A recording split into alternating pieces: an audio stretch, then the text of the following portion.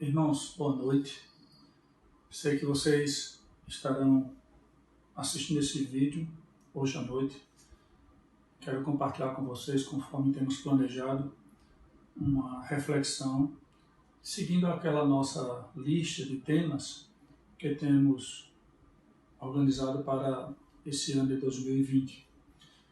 Combinamos então com o presbitério que às quartas-feiras nós estaríamos desfrutando como igreja, fazendo aí o nosso encontrão dos grupos, cada um na sua casa, mas no mesmo dia, nesse horário, para juntos podermos ter um tempo de reflexão na palavra e seguirmos então com um tempo de oração por uma lista de pedidos que estamos levantando aí ao longo da semana e hoje deve ser compartilhado para todos nós.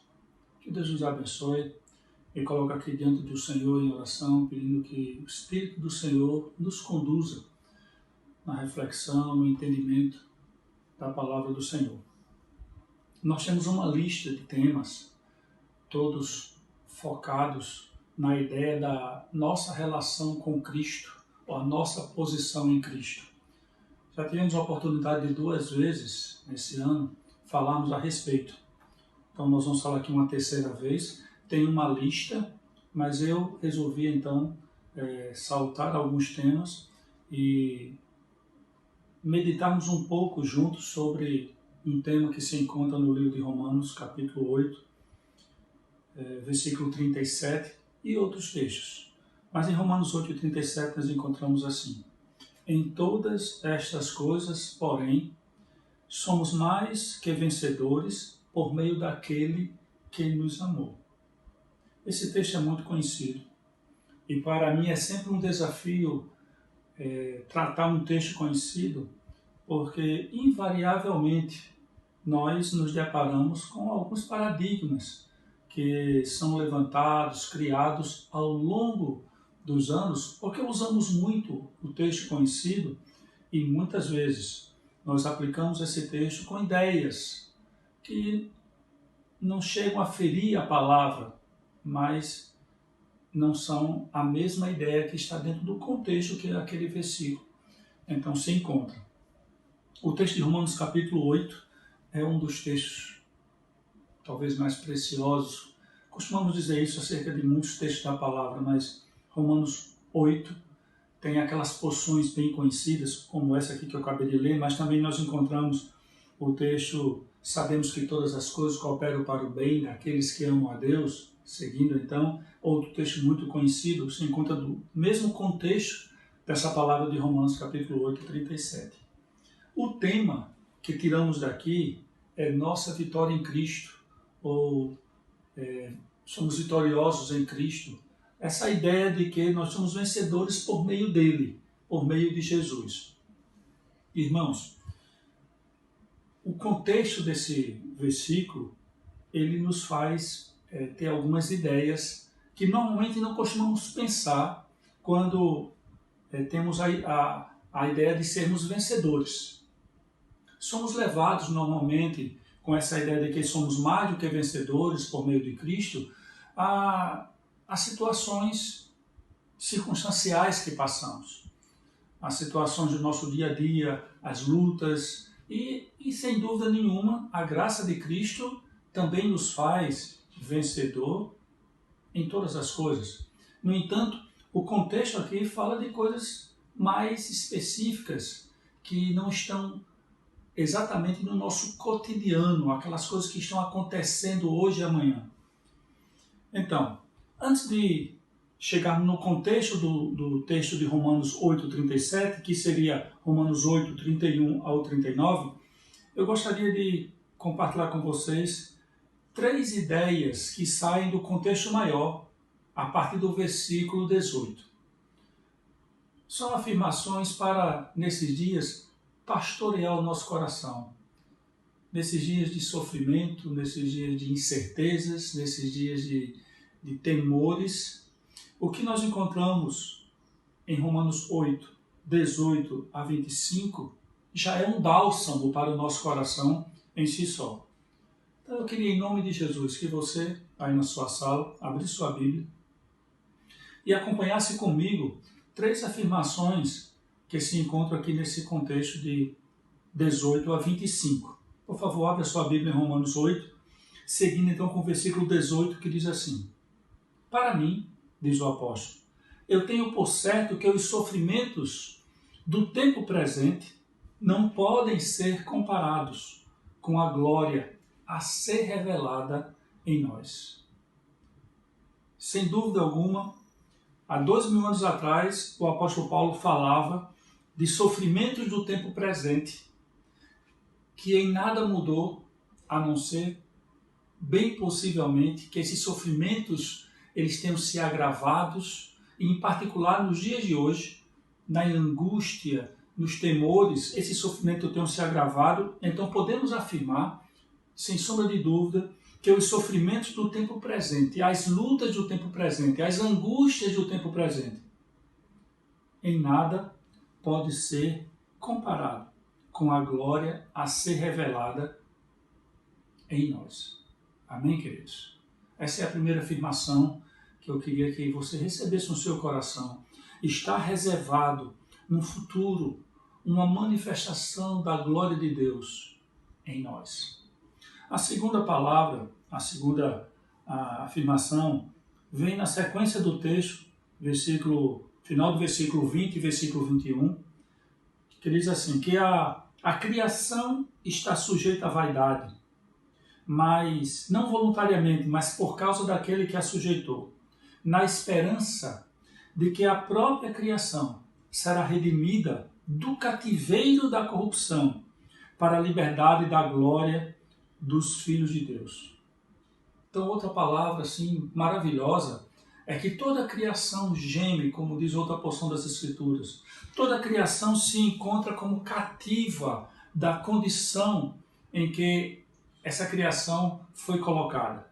Mas ela vai ser redimida do cativeiro para a liberdade da glória dos filhos de Deus. Então, essa outra afirmação, além dessa glória que está a ser revelada em nós, a liberdade da glória dos filhos de Deus. Falando, mais uma vez, acerca de nós como alvos, como objetos dessa manifestação maravilhosa, gloriosa de Deus, reservada para os dias futuros, os dias que vêm. Versículo 23, não somente ela, mas também nós, não somente a criação, mas também nós, temos as primícias do Espírito, nós que temos as primícias do Espírito, igualmente gememos em nosso íntimo, aguardando a adoção de filhos, a redenção do nosso corpo. Então, irmãos, são 3 situações que nos aguarda no futuro que, sem dúvida alguma, se aproxima, e em contextos como esse nós nos perguntamos, será esse, Senhor, o dia? Serão esses os dias em que o Senhor estará resgatando a tua igreja? A glória que está a ser revelada em nós, a liberdade da glória dos filhos de Deus e a adoção de filhos, a redenção desse nosso corpo mortal. Perceba, irmãos, que todo sofrimento, toda angústia, toda dor, toda tristeza, ela passa por nós enquanto estamos nesse corpo mortal. Mas um dia esse corpo sofrerá a adoção de filhos, a redenção do nosso corpo. Aí estaremos para sempre com o Senhor. Então, os sofrimentos, irmãos, que passamos nos dias atuais, as lutas que passamos no nosso cotidiano, em nada se compara com as coisas que estão reveladas ou separadas, reservadas para nós nos dias que vêm, no futuro, que está nas mãos de Deus, no tempo de Deus, mas que clamamos a Deus e dizemos, Abba, Pai, que venha o Senhor Jesus para que desfrutemos da maravilhosa promessa que temos aqui nesse texto. Amém?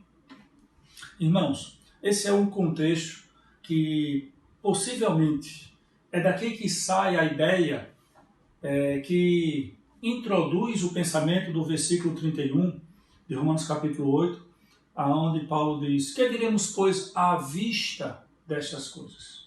Que diremos, pois, à vista dessas coisas? Que coisas são essas? Certamente essas grandezas que Paulo vem, então, citando nos versículos anteriores, seguido por essa palavra, sabemos que todas as coisas cooperam para o bem daqueles que amam a Deus, daqueles que são chamados segundo o seu propósito, porquanto aos que de antemão conheceu, também os predestinou para serem conformes à imagem de seu Filho, a fim de que ele seja o primogênito entre muitos irmãos. Que diremos, pois, à vista destas coisas? Pergunta o apóstolo Paulo. Essa pergunta ela é respondida com uma outra pergunta, dizendo: se Deus é por nós, quem será contra nós? É uma pergunta respondendo uma outra pergunta. É uma pergunta respondida por uma outra pergunta. E aqui nós precisamos refletir um pouco, porque quando essa resposta é dada, que diremos, pois, à vista dessas coisas? Se Deus é por nós, quem será contra nós? Há uma ideia que é sugerida naturalmente, assim por uma leitura rápida, de que se Deus é por nós, nada será contra nós. Se Deus é por nós, nada há de se opor contra nós. Então essa ideia, se ela passa pela sua mente, quando você lê esse texto, nós precisamos corrigir isso. Porque o texto não está sugerindo que nada é contra nós. O homem de Deus, a mulher de Deus, o discípulo, independente do seu tempo de caminhada, se começou há muitos anos, se começou recentemente, mas todo discípulo, ele encontra oposições nesse mundo, encontra oposições em meio às potestades do ar, Satanás e seus demônios, encontra oposições na sua própria carne. Porque até então ele não tinha oposição na sua carne, porque ele não tinha o Espírito de Deus. Mas uma vez que ele recebe o Espírito de Cristo, uma vez que ele tem em si agora o Espírito de Cristo, a sua carne também se opõe à inclinação do Espírito, porque um é contra o outro. Então, de fato, existem aqueles que são contra nós. O texto, então, não sugere que, se Deus é por nós, nada é contra nós. A melhor maneira de perceber esse texto é fazendo aqui uma indagação. Como concluímos, pois, à vista dessas coisas? Se Deus é por nós, nada que se opõe a nós pode nos fazer mal, pode nos causar dano. Se Deus é por nós, nenhuma oposição pode nos causar mal. Essa é a ideia mais natural que nós encontramos aqui. Porque quando falamos da figura do vencedor, somos mais do que vencedores, essa figura sugere que o vencedor é aquele que está dentro de uma competição, que não é o caso, é aquele que, tendo alguns obstáculos, algumas metas, alguns alvos, alcançou, venceu, não é o caso. Mas quando fala de vencedores, a figura sugere naturalmente que você possa estar em conflito, em oposição, em guerra, onde você tem um adversário. Então, nesse texto, nós somos mais do que vencedores, já anuncia que nós temos adversários. Já anuncia que nós temos aqueles que trabalham contra nós. Mas a palavra nos afirma assim: se Deus é por nós, que mal pode nos fazer o homem? Se Deus é por nós, que mal pode nos fazer o inimigo dos homens? Se Deus é por nós, que mal pode fazer a minha própria carne? Então, para todos esses inimigos conhecidos, nominados, citados, Deus nos é suficiente. Então, a primeira ideia que sai aqui do versículo 31 é que de fato temos um inimigo que se levanta contra nós, mas se Deus é por nós, nada pode nos causar mal. Se Deus é por nós, nada pode superar a força, a grandeza, o poder desse Deus em nossas vidas. Então essa é a primeira ideia que gostaria de estabelecer, de frisar, de que se Deus é por nós, o homem, o diabo, não pode nos fazer mal algum. É como aquela figura que diz que aquele que está nas mãos de Cristo, ninguém o arrebatará dela. Então ninguém pode nos fazer mal. Amém, queridos? Versículo 31, que diremos, pois, à vista dessas coisas? O que podemos concluir diante disso? Podemos concluir que se Deus é por nós, nada pode nos fazer mal. É isso que podemos concluir.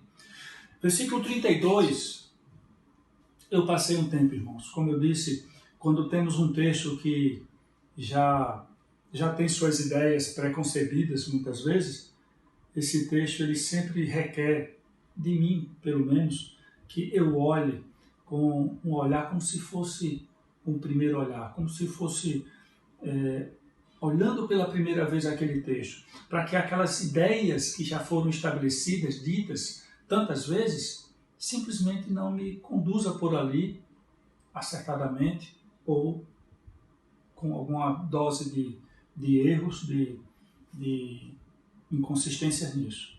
Então, quando parei no versículo 32, que diz, aquele que não poupou o seu próprio filho, eu entendi assim, compartilho com você. Que diremos, pois, à vista dessas coisas? Se Deus é por nós, então a partir do versículo 32, ou no versículo 32, ele vai reafirmar qual é o nível, qual é a intensidade dessa relação de Deus por nós. Ele vai trazer afirmações para provar que Deus de fato é por nós. Está entendendo? O versículo 32, então, reafirma a verdade que Deus de fato é por nós.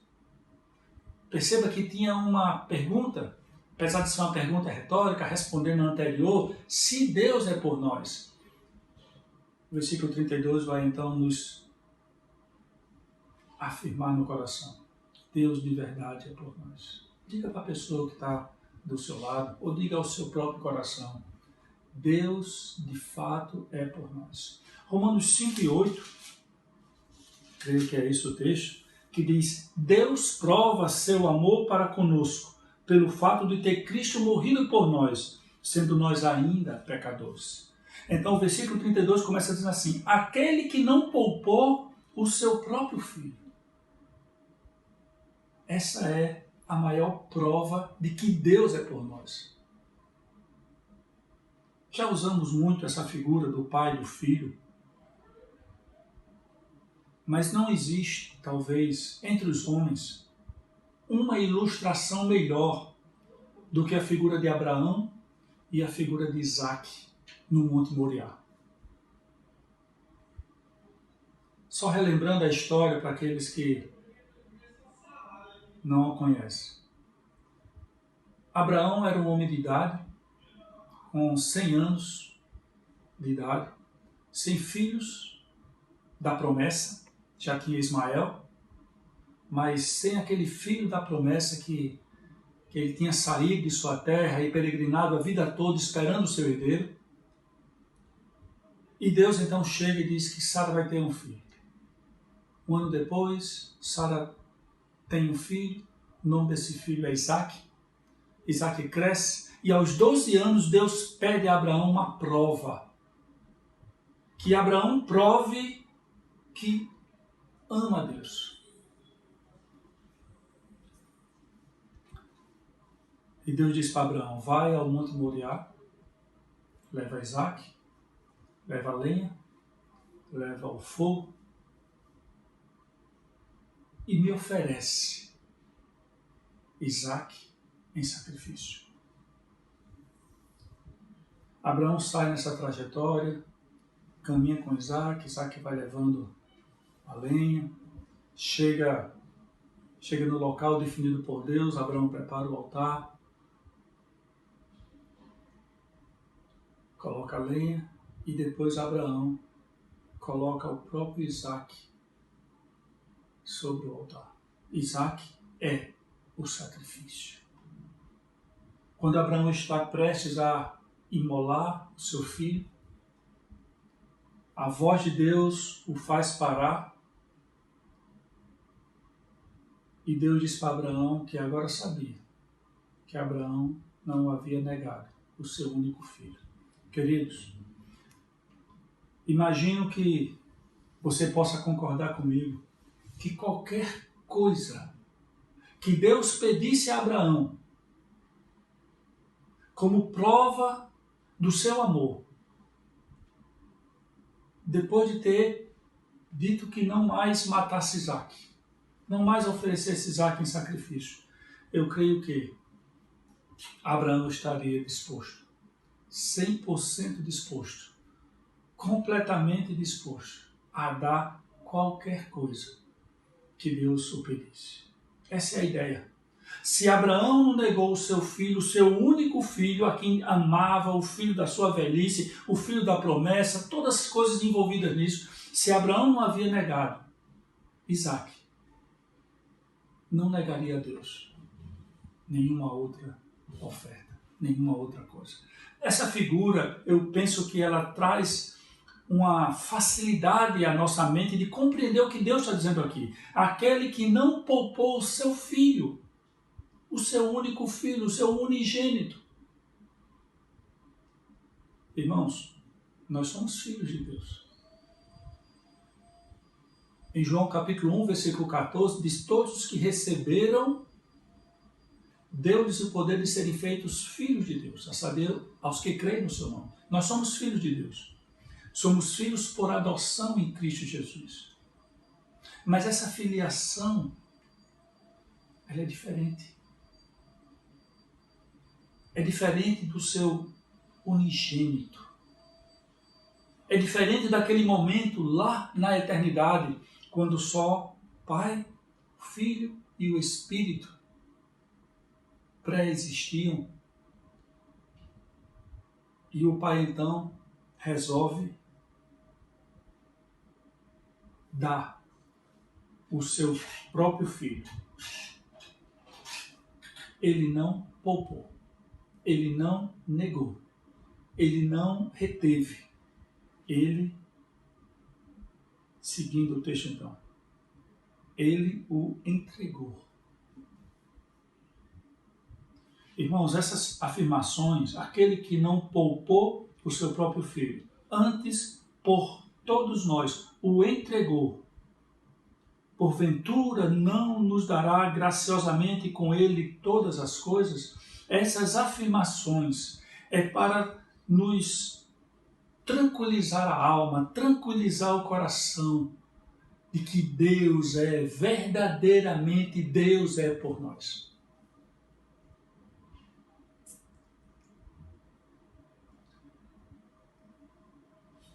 Essa prova de amor de Deus, ela é incontestável.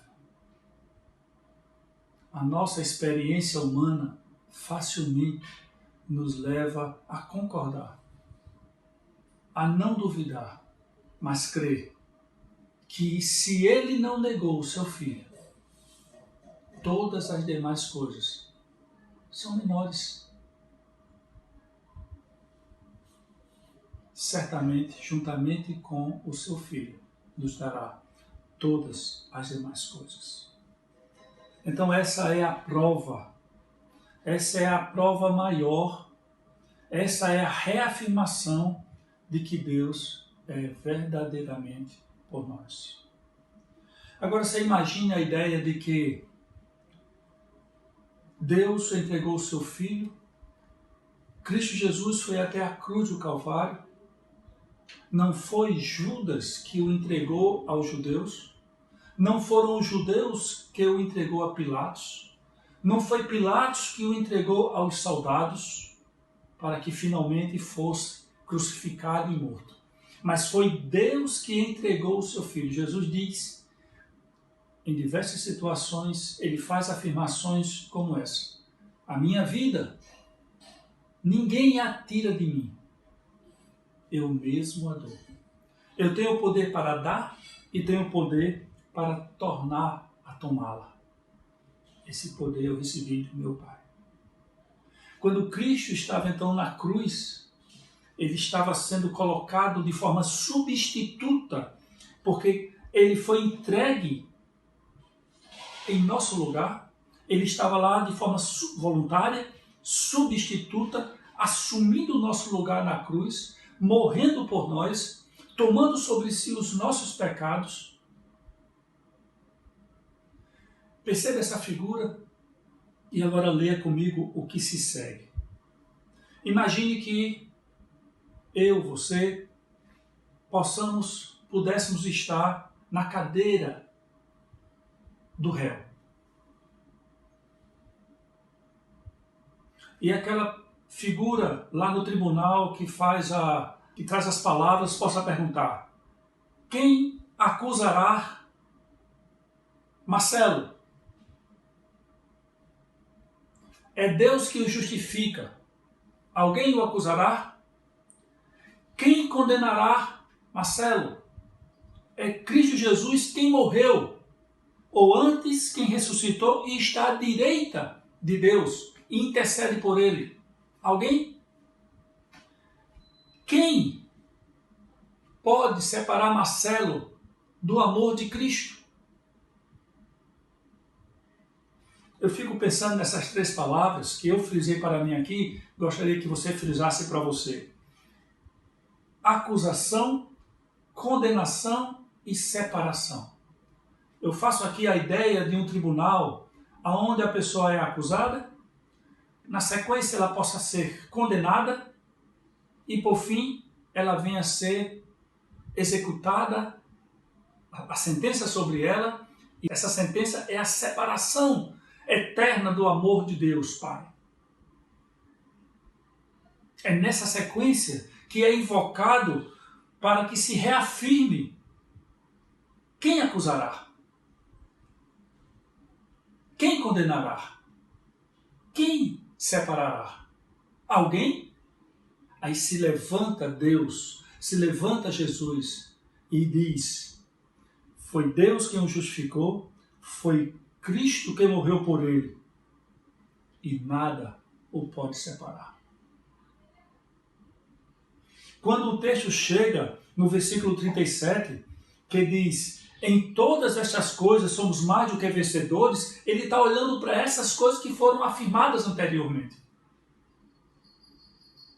O versículo 35, que tem a última pergunta, quem nos separará do amor de Cristo? Essa pergunta é enfatizada.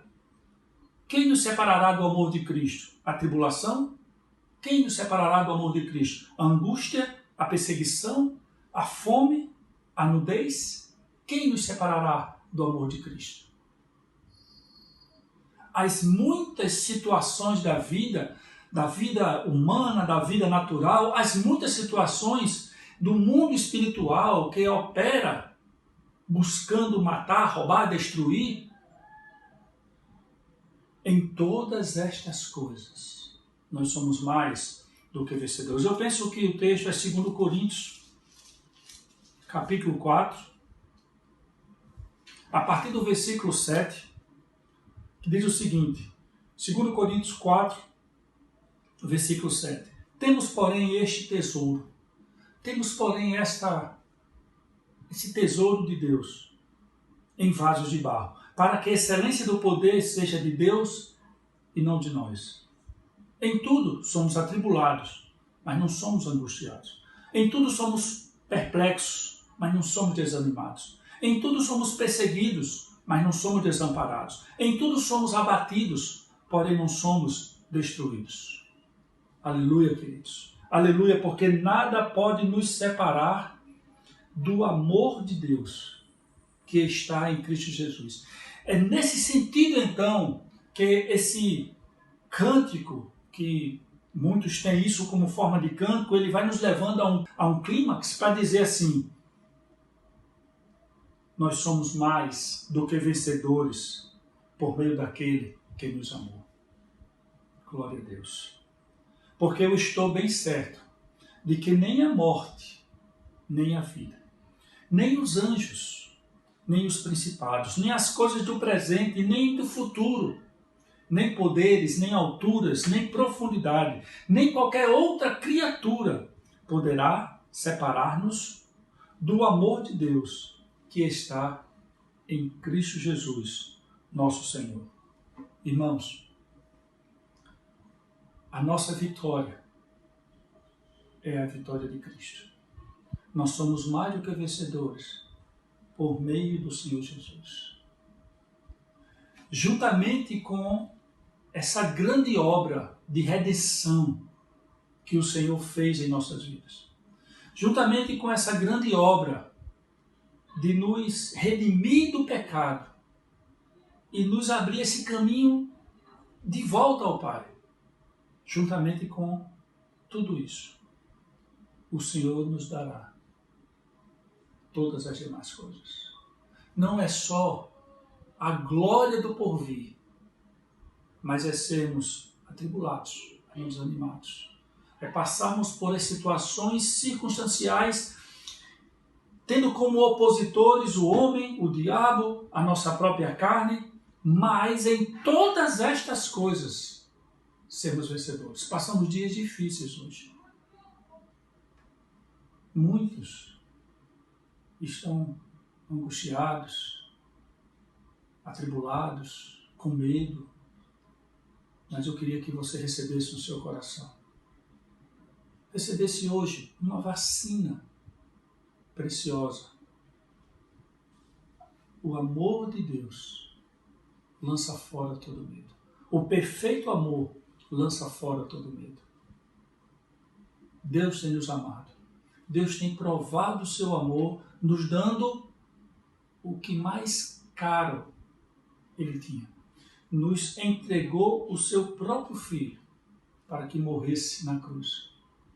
E nos promete, juntamente com Ele, nos dar todas as demais coisas. Eu estou bem certo. Diga no seu coração, querido. Diga a sua alma. Diga para o irmão que está do seu lado. Diga para a igreja. Eu estou bem certo. Que não são as coisas do presente. Vivemos em meio a uma epidemia, a uma pandemia. Vivemos entregues aos cuidados de homens que, ora, não sabemos nem se eles estão falando a mesma língua. Mas eu estou bem certo que não são as coisas do presente que podem nos separar do amor de Cristo. Como também não são as coisas do amanhã que podem nos separar do amor de Cristo. Como também eu estou bem certo de que não é a morte que pode me separar do amor de Cristo. O apóstolo Paulo diz que estava pronto para morrer, porque ele tinha certeza de morrer e estar com Cristo, o que era infinitamente melhor. Que o Espírito do Senhor possa levar essa palavra ao seu coração e possa então calar seu coração dizendo aquilo que esse texto diz com propriedade. Todas as coisas cooperam para o bem daqueles que amam a Deus, daqueles que são chamados segundo o seu propósito. Porquanto aos que antes conheceu, também os predestinou, para serem conformes à imagem de seu Filho, a fim de que ele seja o primogênito entre muitos irmãos. E aos que predestinou, a estes também chamou, e aos que chamou, a estes também justificou, e aos que justificou, a estes também glorificou. Uma obra completa de Deus. Todo aquele que Deus chamou, elegeu, Deus mesmo garantirá que Ele estará para sempre com ele. E nesses dias, desfruta da comunhão da presença, do socorro, das providências de Deus, amado Pai. Que o Senhor te abençoe, que o Senhor te leve a um tempo de oração junto com sua família, seus irmãos, e que o Espírito Santo de Deus possa continuar ministrando aos nossos corações. A paz de Jesus.